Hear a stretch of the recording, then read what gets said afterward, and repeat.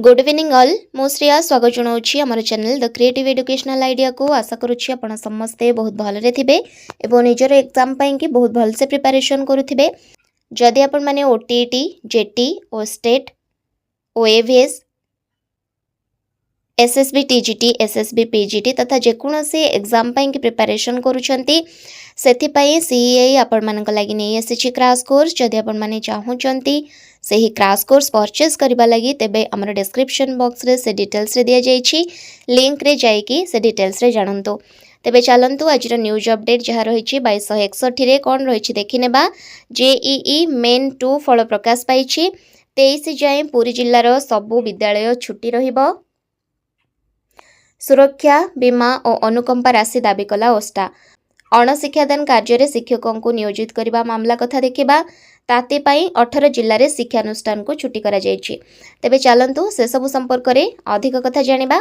प्रकाश पाई JEE main 2 exam result देशर विभिन्न engineering पाठ्यक्रम रे नाम लेखा लगी सर्वभारतीय स्तर में अनुष्ठित होईछि जेईई मेन सेशन 2 जहार फल गतकाली संध्यारे प्रकाश पाई ओडिशार भावेश पात्र 100 एनटीए स्कोर रखी ओडिशार टॉपर होइछंती एही परीक्षा लगी सारा देश में 11,10,904 जन छात्र छात्री पंजीकरण करथिले समानक मध्यरु 10,34,330 जन परीक्षा देइथिले ओडिया समेत इंग्राजी हिंदी गुजराती अहमिया बंगला कन्नड़ मलयालम मराठी पंजाबी तमिल तेलुगु और उर्दू भाषा रे परीक्षा अनुष्ठित होइथिला तथ्य अनुसार देशर 26 जन छात्र छात्री 100 एनटीए स्कोर हासिल करिसेंती सेमानक मध्यरे तेलंगानार छात्री मालावारपु आसना एकमात्र छात्री भाव में रहिसेंती उभय सेशन 1 और सेशन 2 परीक्षा को मिसाई प्रकाशित रैंक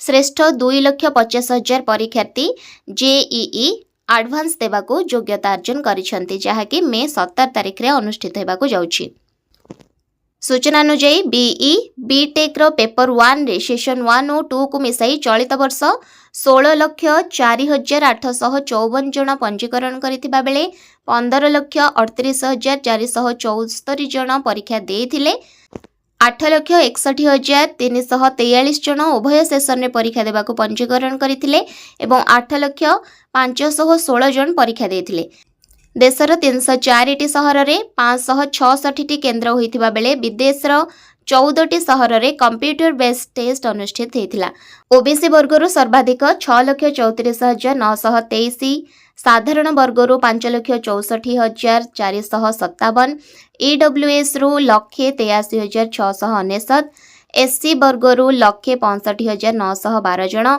एसटी वर्गर 55,863 जन रही उभय सेशन रे मोट 10,38,061 जन छात्र और 5,56,793 जन छात्री एही परीक्षा रे अंशग्रहण करथिले तेबे ओडिशार भवेश पात्र होइछंती एही परीक्षार टॉपर नेक्स्ट आमे देखिबा प्रचंड ग्रीष्म प्रवाह हेतु 23 जाए पुरी जिल्लार सबु विद्यालय छुट्टी रही तो सोमवार दिन एने विज्ञप्ति जारी होइछि शिशु बाटिका ठारू द्वादश श्रेणी पर्यंत थिबा विद्यालय गुड़िक पई एही निर्देश कार्यकारी हेबो किंतु शिक्षक शिक्षयित्री माने रोस्टर ड्यूटी रे रहिबे से जनगणना स्वतंत्र भोटर तालिका संशोधन छात्र छात्री नाम लेखा और प्रशासनिक कार्य पई कि विद्यालय रे अवेलेबल रहिबे एवं ता सहित पंचम क्लास एवं अष्टम क्लास रो जो सप्लीमेंटरी एग्जाम रही ताकू मध्य चालू रखा जिवो परीक्षा को दृष्टि रे रखी किभली भाव में पिलामानक पाखरे पानीय जल रहिबो ओआरएस रहिबो आशु चिकित्सा व्यवस्था मध्य करने को निर्देश दिया जाइछि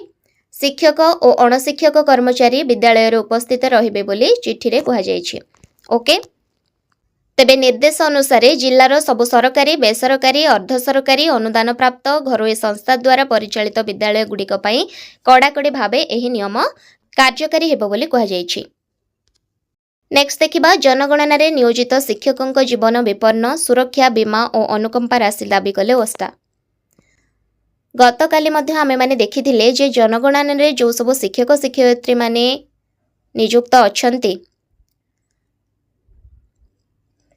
गतकाली मध्य आमे माने देखिथिले जे जनगणना रे जो सब शिक्षक शिक्षयित्री माने नियोजित अछंती केउंठी काहाको साप कामुलाणी काहाको कुकुर कामुलाणी केही जीवन हारिलेणी तो केही निखोज हेलेणी तो एहिभଳି घटना निहाती भावरे डिमोटिवेट करिबो अन्य माननकु।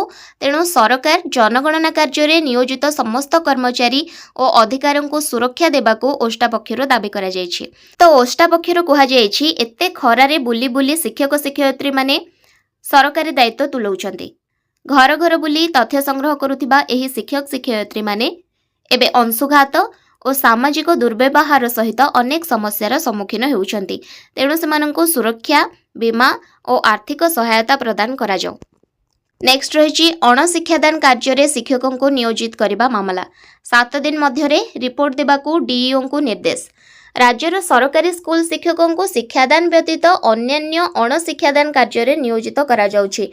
अणशिक्षादान कार्य को गुड़ाकर होछि जेमिति कि शिक्षक शिक्षयित्री माने मध्याह्न भोजन कार्यक्रम परिचालना करुछन्ति, पुस्तक एवं पोशाक बंटन करुछन्ति, भोट परिचय पत्र संशोधन करुछन्ति। तो यही सब अणशिक्षक कार्य नियोजित रहुछन्ति जहाँफल कि सेमानंकर शिक्षादान बाधा प्राप्त होउछि। तो एने 7 दिन मध्य तदंत करी शिक्षक माने प्रकृत रे केउ केउ अणशिक्षादान कार्य नियोजित अछन्ति से संपर्क रे गोटे विस्तृत रिपोर्ट प्रदान करबाको कहा जायछि। देखंतु से नै एठी नोटिस टे मध्य आसीछि। Directorate of elementary education Odisha Bhubaneswar तरफ 17/4/2026 रही नोटिस टी। सबु डीईओ मानकु रही नोटिस टी। वासुदेव भट्ट द्वारा अणा जाइथिबा एही नोटिस टी एक्चुअली कौन पई आसीछि ना शिक्षक माने जो अणशिक्षक कार्य नियोजित अछंती शिक्षक मानकु शिक्षादान सहित मध्याह्न भोजन कार्यक्रम परिचालना, पुस्तक बंटन को पोशाक बंटन, भोट परिचय पत्र संशोधन एही सबु अणशिक्षक कार्य नियोजित करा जाउछि। तो ए विषय रे तदंत करा जाय 7 दिन मध्य निर्देशालय को रिपोर्ट देबाकू अनुरोध करा जायछि। एबे प्रचंड ग्रीष्म प्रवाह हेतु ग्रीष्म प्रवाह को दृष्टि रे रखी 18टी जिल्ला रे शिक्षानुष्ठान को छुट्टी करा जायछि। संबलपुर, नुआपड़ा, झारसुगुड़ा, नवरंगपुर, मयूरभंज, बौद्ध, कलाहांडी, सुवर्णपुर, बलांगीर, खोर्धा, नयागढ़, देवगढ़ और बरगढ़ जिल्ला रे शिक्षानुष्ठान छुट्टी घोषणा करा जायछि। पूर्वरु कटक रे सकाळ 6टा रु 9टा पर्यंत स्कूल हेउथिला, किंतु एबे भी कटक रे 3 दिन पई के स्कूल बंद कर दिया जायछि। किंतु जगतसिंहपुर, केन्द्रापड़ा और बालेश्वर रे 9टा जाए क्लास हेउछि। नेक्स्ट ही नोटिस टी रही district education office Ganjam Berhampur रु 20/4/2026 रही नोटिस टी। देखंतु ओडिशा सारा एबे प्रचंड ग्रीष्म प्रवाह अनुभूत हेउछि। तो गंजाम जिल्ला रे मध्य प्रचंड ग्रीष्म प्रवाह को दृष्टि रे रखी समस्त गवर्नमेंट एडेड प्राइवेट स्कूल मानंकु बंद कर दिया जायछि 21 तारिख रु 23 तारिख पर्यंत। क्लास 5 एवं 8 रो जो सप्लीमेंटरी एग्जाम रही ताहा किंतु कंडक्ट करा जिवो। सेथरे कोनोसी परिवर्तन हेबो नाही, केवल टाइमिंग चेंज हेई पारे बोली ओसेपा कहिछि। ओके, तो हे समय रे एडमिशन, प्रशासनिक कार्य, जनगणना एवं अन्यान्य जरूरी काम पई कि स्कूल कार्यकलाप यथारीति हेबो। तो यही छुट्टी समय रे एडमिशन हो, किछि प्रशासनिक कार्य हो, जनगणना हो किंबा अन्यान्य जरूरी स्कूल कार्यकलाप हो, से सबु किछि यथारीति हेबो। सेथिपई शिक्षक शिक्षयित्री माने रोस्टर ड्यूटी रे आसीबे।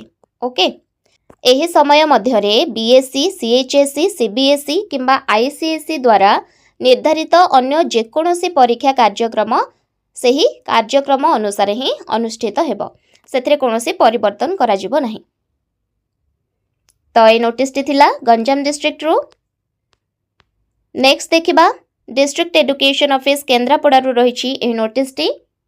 एठी मध्य प्रचंड ग्रीष्म प्रवाह को दृष्टि रे रखी समस्त स्कूल को 6:30 रु 9टा मध्य करबा लागि डिसिजन निया जायछि। तो स्कूल खोला जिबा समय रे पिला मानक लागि यथेष्ट पानीय जलर व्यवस्था, ओआरएस रो व्यवस्था किंबा प्राथमिक चिकित्सार व्यवस्था उपस्थित रहइबो बोली कहा जायछि। नेक्स्ट एही नोटिस टी रही बालेश्वर डिस्ट्रिक्ट रु 20/4/2026 रही नोटिस टी। बालेश्वर जिल्लार समस्त गवर्नमेंट एडेड प्राइवेट स्कूल जेमते कि ओएवीएस, जेएनवी एवं केभी सबु स्कूल गुडी को रिस्केड्यूल कर दिया जायछि। 6:30 रु 9टा मध्य स्कूल टाइमिंग रही विथ इफेक्ट फ्रॉम 21/4/2026। ओके, तो यही समय मध्य ଆଡମିସନ୍, ପ୍ରଶାସନିକ କାର୍ଯ୍ୟ, ଜନଗଣନା ଏବଂ ଅନ୍ୟାନ୍ୟ ଯେକୌଣସି ଜରୁରୀ କାର୍ଯ୍ୟ ସ୍କୁଲରେ ଯେଉଁ ସବୁ ଗୁଡ଼ାକ ହେବା କଥା ସେସବୁ ଯଥାରୀତି ହେବ। ସେଗୁଡ଼ାକରେ କୌଣସି ଚେଞ୍ଜେସ୍ ରହିବ ନାହିଁ କାରଣ ଟିଚରମାନେ ସମସ୍ତେ ରୋଷ୍ଟର ଡ୍ୟୁଟିରେ ରହିବେ। ନେକ୍ସଟ ଏହି ନୋଟିସଟି ରହିଛି ଜିଲ୍ଲା ଶିକ୍ଷା କାର୍ଯ୍ୟାଳୟ ଗଜପତିରୁ 21/4/2026 ରହିଛି ଏହି ନୋଟିସଟି। ଏଇଠି ମଧ୍ୟ କୁହାଯାଇଛି ଗ୍ରୀଷ୍ମ ପ୍ରବାହକୁ ଆଖି ଆଗରେ ରଖି ଗଜପତି ଜିଲ୍ଲାର ସମସ୍ତ ଗଭର୍ଣ୍ଣମେଣ୍ଟ ଏଡେଡ୍ ପ୍ରାଇଭେଟ ସ୍କୁଲକୁ 22ରୁ 24 ତାରିଖ ପର୍ଯ୍ୟନ୍ତ ବନ୍ଦ କରିଦିଆଯାଇଛି। କିନ୍ତୁ ଏସବୁ ସତ୍ତ୍ୱେ ମଧ୍ୟ ଶିକ୍ଷକ ଶିକ୍ଷୟିତ୍ରୀ ନିଜର ରୋଷ୍ଟର ଡ୍ୟୁଟିରେ ରହିବେ ଏବଂ ତାଙ୍କର ଯାହା କାର୍ଯ୍ୟ ସେସବୁ ଯଥାରୀତି କରିବେ। ତ ଆଜିର ନ୍ୟୁଜ୍ ଅପଡେଟ୍ ଯାହା ଥିଲା ସେସବୁକୁ ଆମେମାନେ ଡିସ୍କସନ୍ କରିସାରିଛେ। आई होप कि ଏହି ଭିଡ଼ିଓ ମାଧ୍ୟମରେ ମୁଁ ଆପଣଙ୍କୁ କମ୍ପ୍ଲିଟ୍ ଇନଫର୍ମେସନ୍ ଦେଇପାରିଛି। ତ ବର୍ତ୍ତମାନର ଡିସ୍କସନ୍କୁ ଏଇଠି ରଖିବା। Thank you.